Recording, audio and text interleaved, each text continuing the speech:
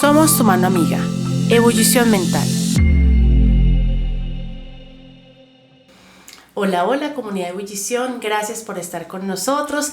Este es el cuarto capítulo de la serie. Si llegas hasta ahora devuélvete 3 para que puedas tener todo el contexto de lo que estamos trabajando. Estamos hablando de niños, niñas, adolescentes y los diferentes dilemas que a veces se pueden presentar en esas etapas que estamos viendo. Entonces estuvimos trabajando un poco el TDAH, estuvimos trabajando los problemas internalizados, o en este momento vamos a trabajar los problemas externalizados, y así vamos viendo diferentes situaciones que vale la pena que revisemos con cuidado para ver cómo podemos acompañar mejor a nuestros amados hijos, sobrinos o familiares que podamos observar en algún momento, y alumnos también, porque a veces los profesores tienen una responsabilidad psicológica muy grande, no solamente llevado a la casa, sino también en la escuela lo podemos ver de manera permanente. Para ello saben que estamos con el profesor Jaime Moreno.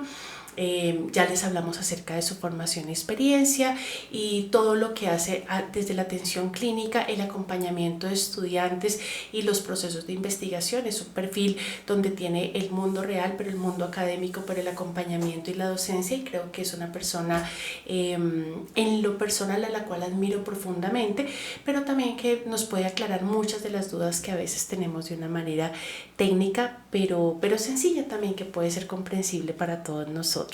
Bienvenida. Muchas gracias, Erika, nuevamente. Muchas gracias por la introducción. Y bueno, estoy aquí para que podamos dialogar sobre este tema tan importante. Muy bien, muchas gracias. ¿Qué son los problemas externalizados? En el anterior hablamos de los internalizados, entonces ve y le echas una miradita. Y ahora, ¿qué serán los problemas externalizados?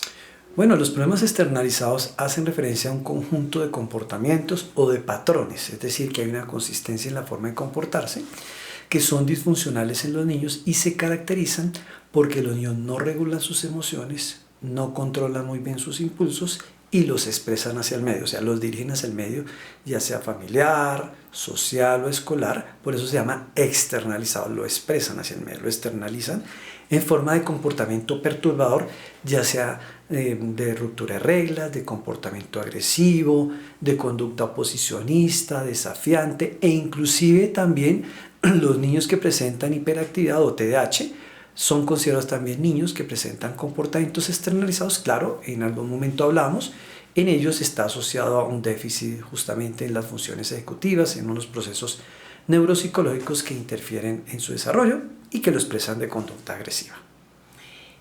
¿Qué diferencia hay con los internalizados? Sí, entonces son problemas dimensionales ambos. Pero ¿qué los diferencia? Que los externalizados son problemas subcontrolados. No controlan bien los impulsos, no controlan muy bien las emociones y las expresan. Por así decirlo, explotan hacia el medio, ¿cierto? Familiar, escolar. Y además el medio percibe que es difícil controlar a estos niños. En cambio, los internalizados es el patrón opuesto de otra dimensión. Es donde ante el estrés el niño interioriza todo ese estrés, lo dirige hacia sí mismo en forma de patrones de comportamiento emocional y afectivo, llámese síntomas ansiosos, depresivos o de quejas somáticas. De acuerdo.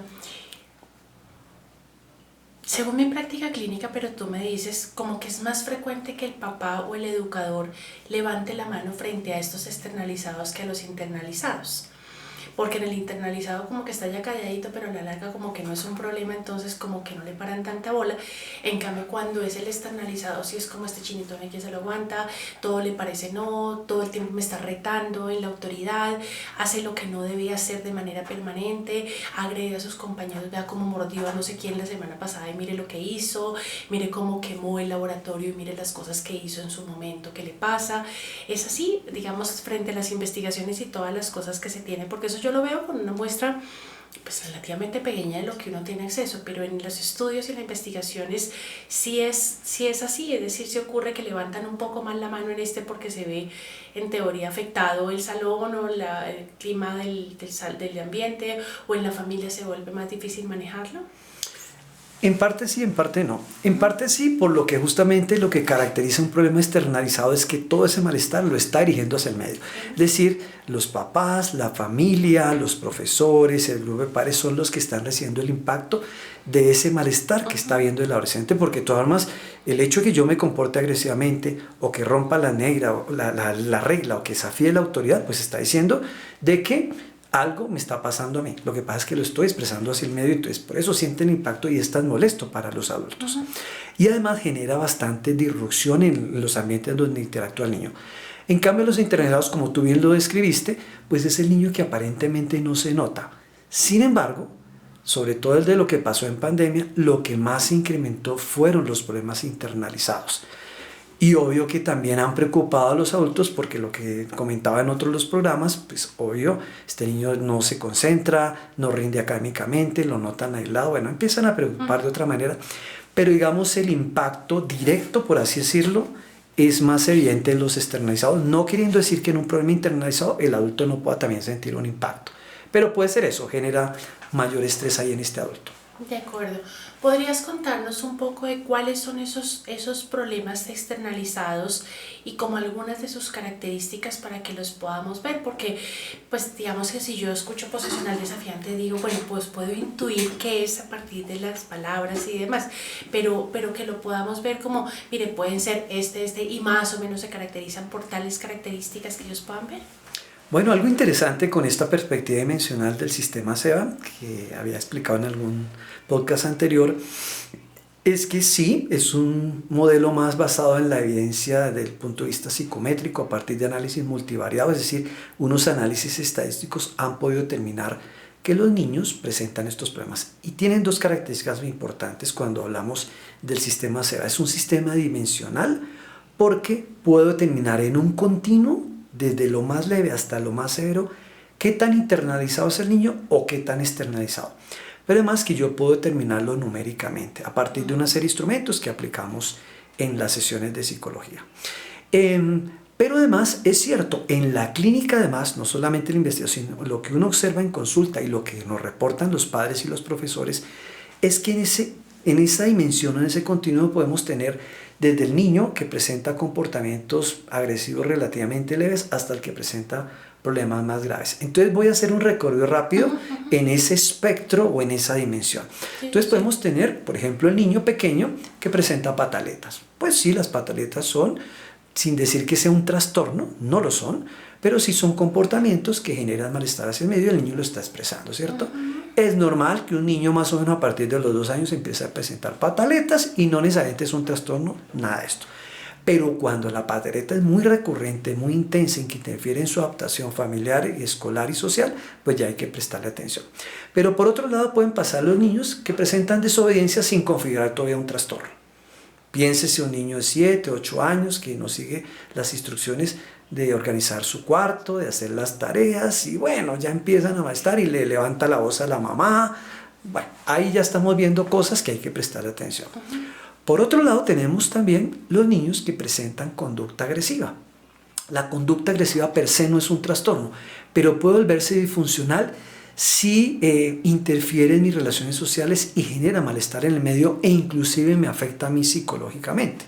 Entonces, atención, en la conducta agresiva podemos ver una agresión verbal o una agresión no verbal o las dos. Entonces, en la agresión, por ejemplo, no verbal estamos hablando de física. Por ejemplo, cuando el niño da patadas a los compañeros, pellizca al hermano, cachetea a alguien, maltrata a la mascota, bueno, ya empieza uno a ver otras connotaciones. Y la verbal es cuando pone apodos, utiliza palabras soeces, descalifica, se burla, etc. Puede estar la una o la otra o las dos. También la agresión la podemos ver si es una agresión proactiva o reactiva. Eso es muy importante. Una agresión proactiva es aquella que es planeada, elaborada. Es decir, el niño se toma el tiempo o el adolescente de planear cómo hacer el daño. De hecho, en muchos estudios se asocia la agresión proactiva a los problemas disociales, que son trastornos de conducta, yo diría, de niño adolescente los más severos de todos, que se acompañan con comportamientos inclusive delincuenciales, ¿sí?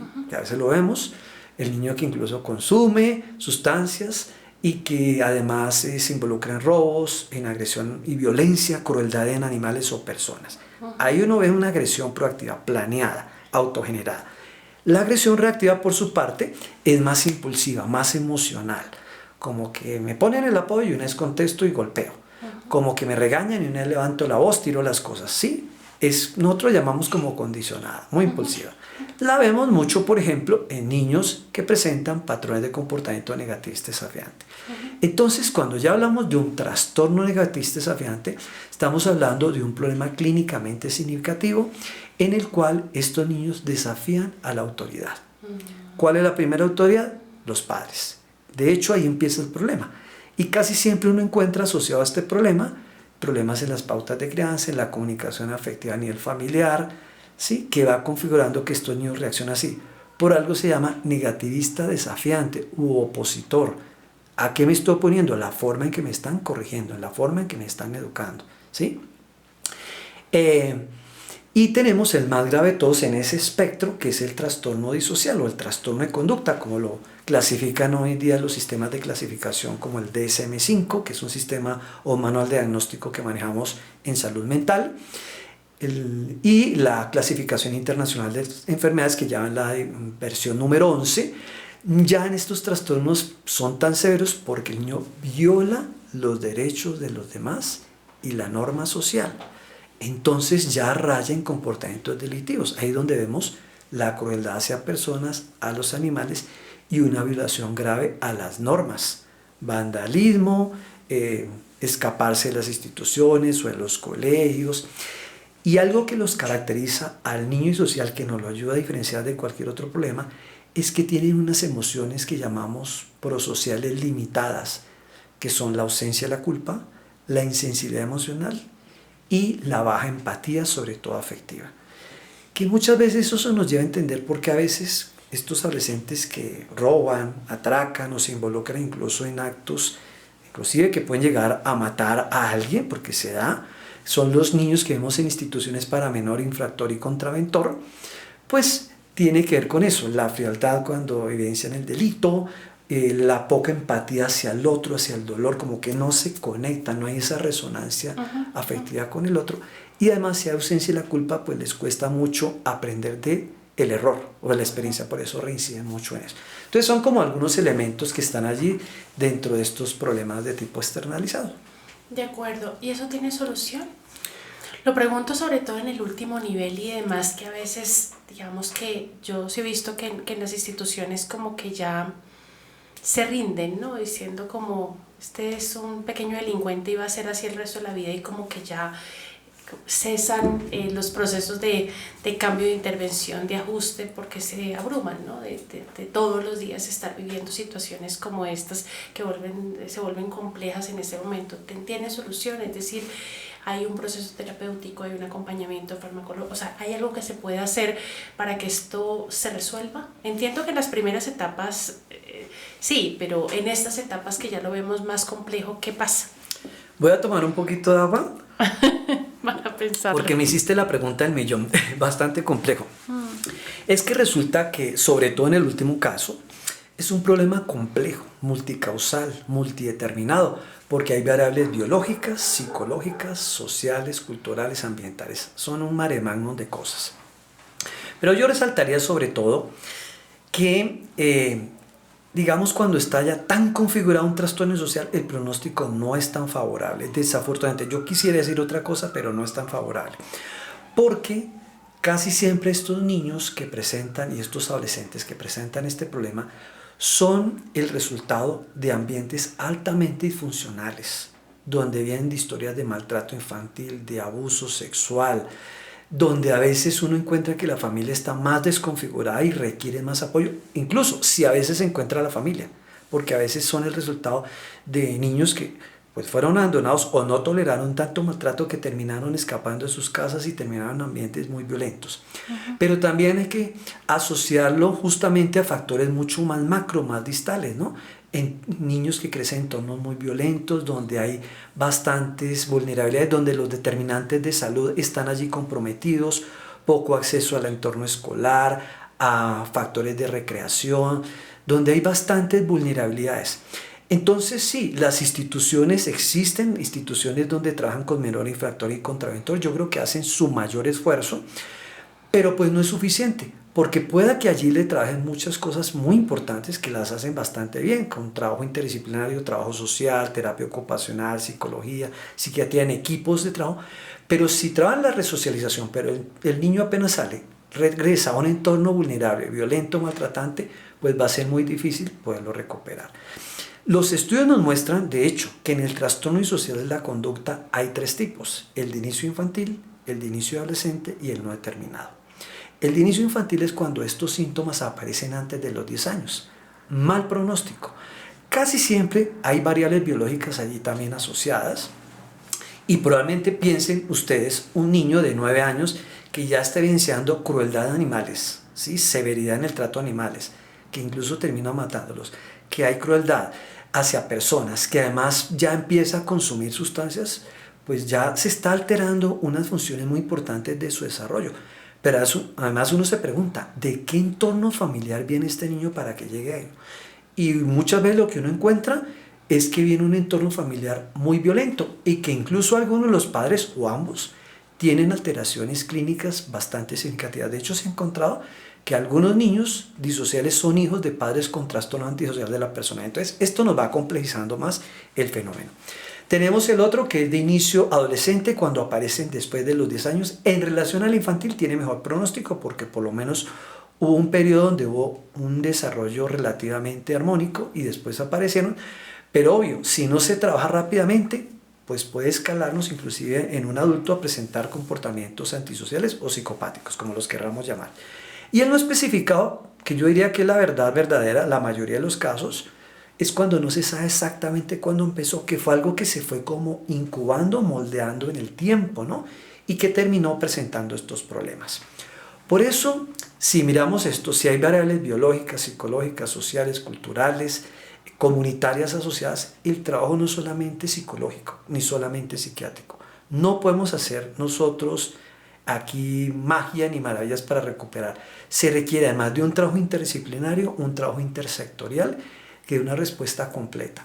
Y obvio que tras de ello se requiere generar políticas y oportunidades para que estos niños de verdad puedan tener oportunidades de resocialización. Yo creo que de otra manera muy difícil. Pero uno sabe que en muchos entornos a veces se hace su mayor esfuerzo, pero pues no se tienen todos los recursos que pueda dar la respuesta oportuna.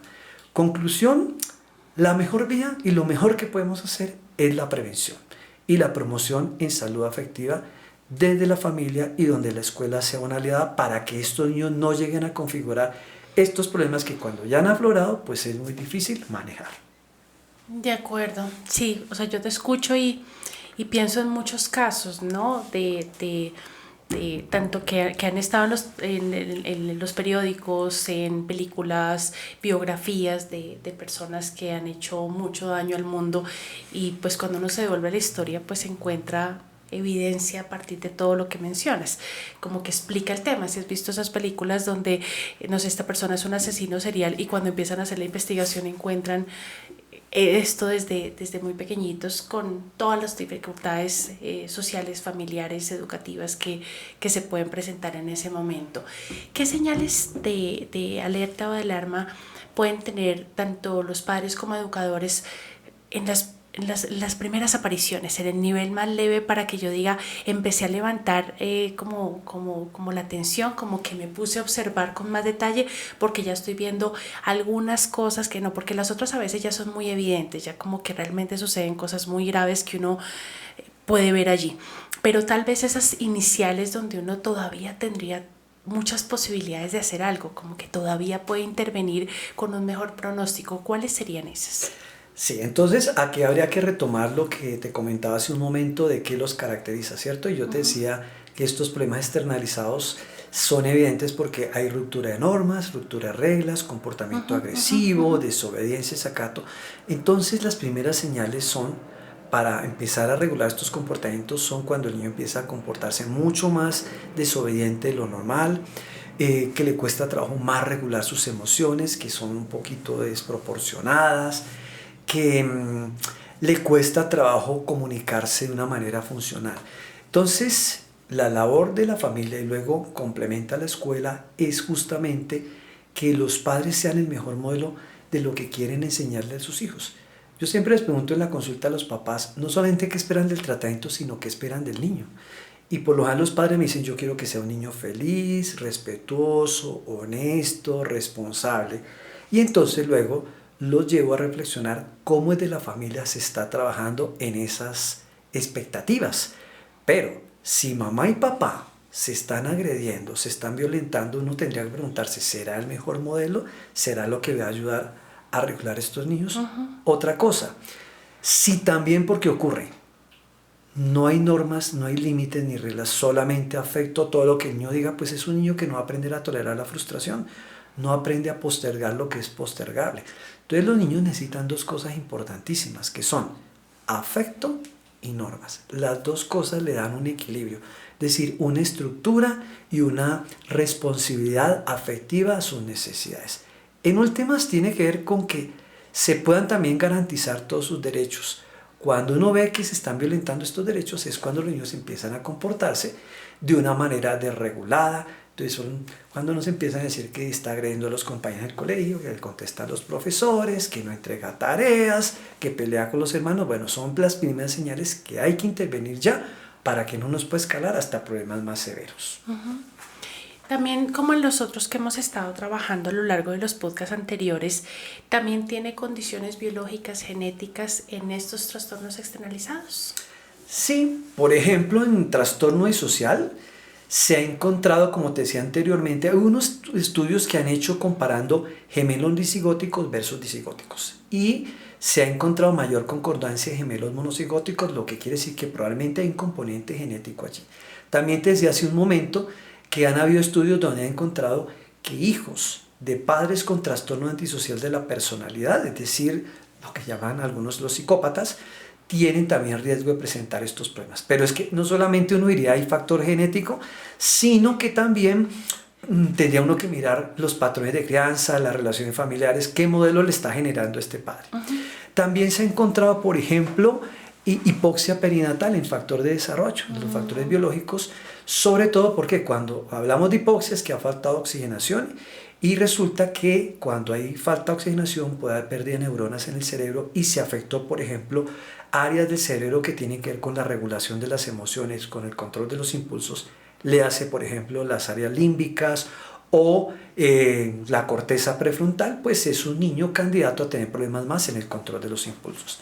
También se ha encontrado, por ejemplo, alteraciones, por ejemplo, a nivel de locus coeruleus, que resulta que el locus coeruleus produce una sustancia que es el cortisol, que es la hormona del estrés. Aquí lo que se ha encontrado en estos pacientes que presentan estos problemas es que hay baja producción del cortisol, que es lo que nos llevaría a sentir preocupación, temor ante situaciones estresantes. Yo diría que incluso podría ser un marcador biológico que daría cuenta de la frialdad emocional que presenta un niño disocial. También se ha encontrado un incremento de la monoaminooxidasa plaquetaria celular, pues también vemos que está asociado a esto. También se ha encontrado algunos estudios que hablan de la toxicidad por el plomo. Bueno, podríamos nombrar un sinnúmero de factores biológicos, pero yo sí creo que si bien están allí, lo que más también va a contribuir a que esto se desarrolle es el ambiente. Sobre todo, o un ambiente que no pone límites ni reglas, porque entonces el niño no va a aprender a discriminar las consecuencias de un comportamiento adecuado y uno inadecuado. ¿Cómo yo voy a aprender a interiorizar las normas si no me las ponen en mi casa? ¿Sí? Y por otro lado, y a veces también celebran las conductas agresivas y demás. Entonces vino el niño, no sé, con su primito y le partió un juguete en la cabeza y los papás, muy bien papito, que no se la deje montar, eso está muy bien, que desde chiquito sea machito y no se la deje dedicar, o dice la grosería y todo el mundo celebrándole la grosería, o se subió encima del gato y lo maltrató y todos, ay, cómo juega con el gatico tan bonito como lo hace. Entonces a veces no solamente no hacen nada, sino a veces felicitan por comportamientos agresivos o maltratantes y después se sorprenden porque los niños hacen ese tipo de cosas. Sí, tú estás tocando un tema muy sensible que son las variables culturales, estos estereotipos relacionados con la masculinidad, de que el hombre tiene que ser fuerte, agresivo para considerarse hombre. Yo diría que, sin decir que es la única variable, sí es una variable que podría darnos a entender porque estos problemas son más evidentes en hombres que en mujeres, sin decir que en mujeres no se puedan dar. Pero la proporción es en relación 4-1, 4 hombres por una mujer que presentan este problema. Entonces, esta es una variable cultural que puede contribuirlo y estos estilos de crianza. Pero también hay variable biológica. Por ejemplo, sí sabemos que la testosterona nos hace diferentes a hombres y mujeres. Y la testosterona pues también da cuenta de la maduración de las características sexuales, pero también se ha encontrado que hiperproducción de esta hormona está asociada a la agresividad.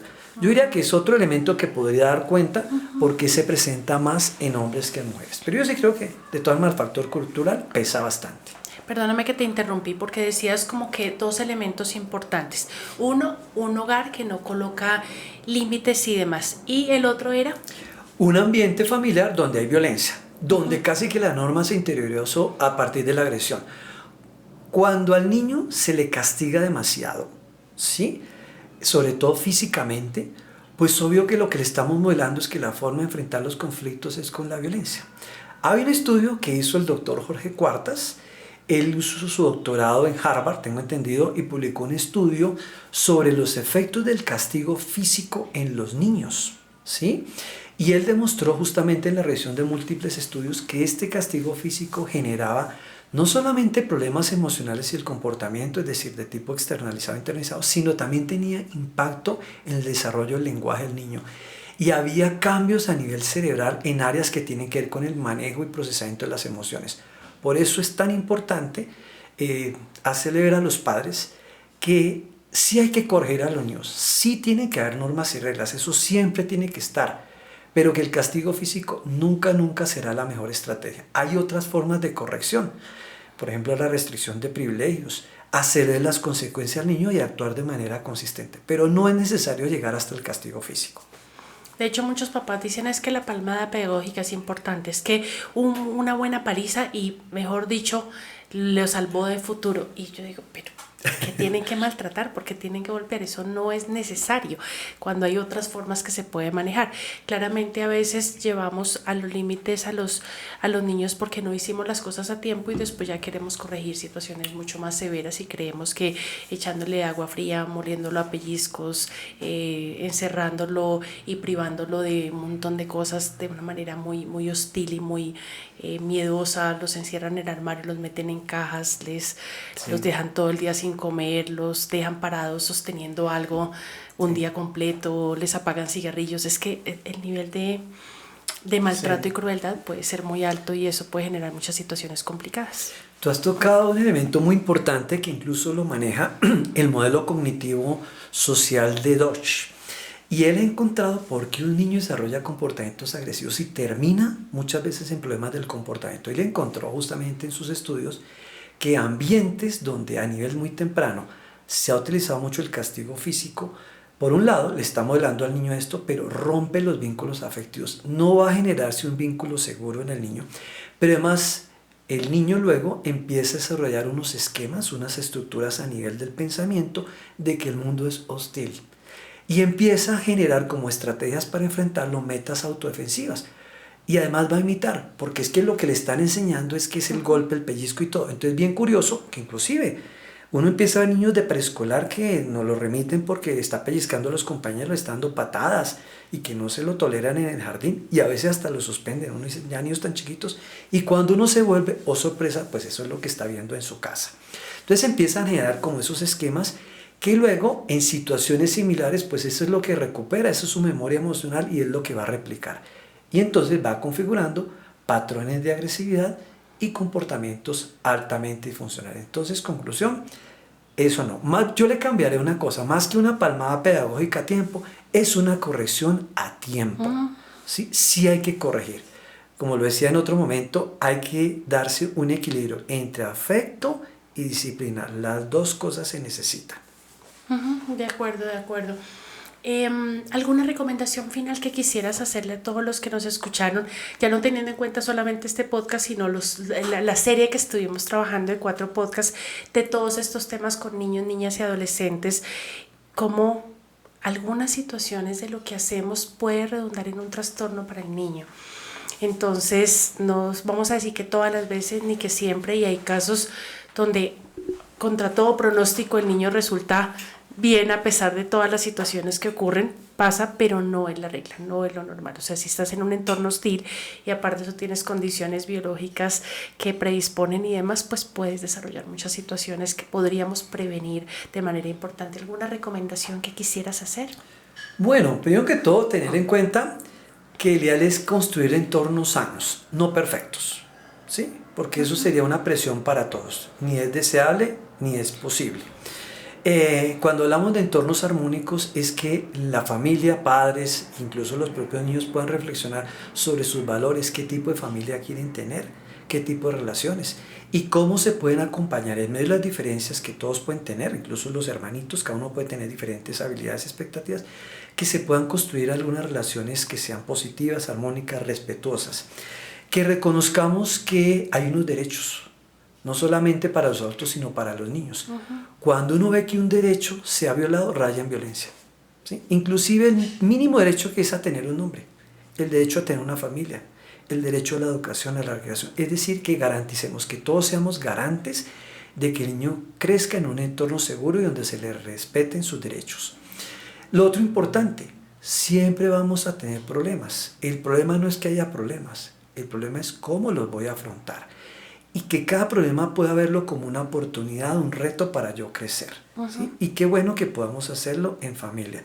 Y luego la escuela va a ser importante. Entonces, ¿cómo es importante que la familia, los padres y los cuidadores tengan esa comunicación fluida con los profesores? Que haya un trabajo en equipo. Como lo mostramos nosotros en un estudio, que haya un trabajo entre tres. Los niños, la familia, cuidadores y los profesores. Seguramente podemos garantizar que los niños crezcan de manera armónica. De hecho, si nosotros hacemos un trabajo consciente ahí, nos evitaríamos un montón de dificultades cuando adultos y como sociedad. O sea, realmente eso es algo tan importante, por eso en los podcasts le hemos dedicado tanto tiempo a niños, niñas y adolescentes, porque es como cuando uno habla de la educación, la importancia para un país. O sea, hay cosas que son fundamentales que si se garantizan de forma adecuada, seguramente muchas otras cosas ni siquiera terminan siendo un problema. Si desde pequeñitos aprendemos a comer bien, pues de adulto no vamos a tener 80,000 problemas de salud. O sea, son cosas básicas que si las generamos de forma adecuada, como dices tú, no perfectas, pero por lo menos de manera consciente, como que cada acción que yo hago redunda en algo, entonces, ¿cómo lo puedo hacer mejor? Y si hoy me equivoqué, bueno, afortunadamente los niños son, yo no sé si ha sido tu experiencia, pero es lo que yo observo, son muy nobles y tienen un corazón precioso. A veces la mamá se estresó mucho y le metió su grito el día anterior y al otro día se levanta y le dice perdóname y el niño dice yo te amo mamá y como que logra entenderlo de manera diferente. Entonces si un día te equivocaste, pues tienes otro día para hacerlo mejor y eso me parece precioso porque sí podemos cambiar. A veces nos echamos mucha culpa y sé que hay cosas que son difíciles, pero podemos hacerlo diferente. Que hoy sea un buen día para empezar. Sí, tú tocaste un tema que no quisiera dejar pasar, muy interesante, es que el adulto también puede pedirle excusas al niño, pedir perdón cuando se equivoca. Hay una investigadora que se llama Caroline Wester Stratton y ella dice que una característica de los padres que son amorosos, sensibles, que garantizan un ambiente armónico para los niños, son aquellos padres también que tienen la capacidad de reconocer el error y pedirle disculpa al niño. No le va a quitar autoridad. Al contrario, puede llevar a que le muestre al niño que es un ser humano y le podemos dar una forma adecuada de gestionar los problemas. Que si yo me equivoqué, claro que tengo derecho a reconocerlo y enmendar el problema. Entonces sí, yo creo que es de valiente reconocer que uno se equivoca. De acuerdo. Y creo que a veces los papás dicen como, no, pues ya pasó, ya, no, pues ya pasó, no, porque de hecho a veces ocurre también ya de adultos, cuando por ejemplo el adulto está en terapia y dice, no, hablé con mi mamá y ella me pidió disculpas, dice, usted no sabe lo sanador que eso fue para mí. Es la primera vez que me reconoce que ella realmente me hizo daño, porque yo creía que de verdad estaba loca de pensar que es que mi infancia fue horrible. Y yo cada vez que lo hablaba, mi mamá se hacía la loca y decía, no, mi papá no le importaba o lo que fuera. Y cuando me lo reconoció dije, entonces no estaba loca, entonces realmente a mí sí me pasó esto. Y solo eso a veces genera una transformación ya el proceso terapéutico y la sanación de las personas. Entonces creo que es importante para hacerlo. Gracias por siempre acompañarnos. Si crees que este contenido es de utilidad para ti o para otras personas, compártelo. Sabes que a través del podcast de Ebullición Mental hemos trabajado de diversos temas asociados siempre con la vinculación de salud mental, pero no son exclusivos de psicología, sino de muchos otros temas, porque creo que el ser humano es tan complejo, diverso y con una mentalidad tan creativa que vale la pena como que veamos un panorama muy amplio de lo que somos y hacia dónde nos dirigimos. Gracias, profesor Jaime, por tu ayuda, por acompañarnos, por estar aquí con nosotros, por ilustrarnos con tantas cosas importantes.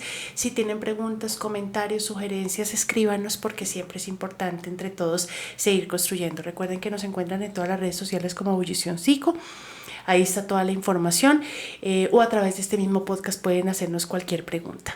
Muchas gracias, Erika, por permitirme participar en este espacio de Ebullición. Para mí ha sido muy grato y bueno, te deseo muchos éxitos y muy amable por la invitación. Gracias. ¿Dónde te encuentran? ¿Dónde te buscan? ¿Cómo te encuentran? Mejor dicho, ¿a dónde deben acceder a tu material, a preguntarte, al grupo de investigación de la universidad? ¿Cómo llegan a ti?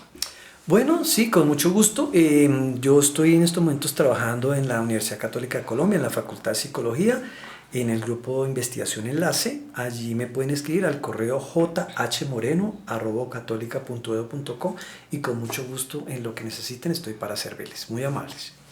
Bueno, muchas gracias. Un abrazo para todos y seguimos en contacto. Somos tu mano amiga. Ebullición Mental.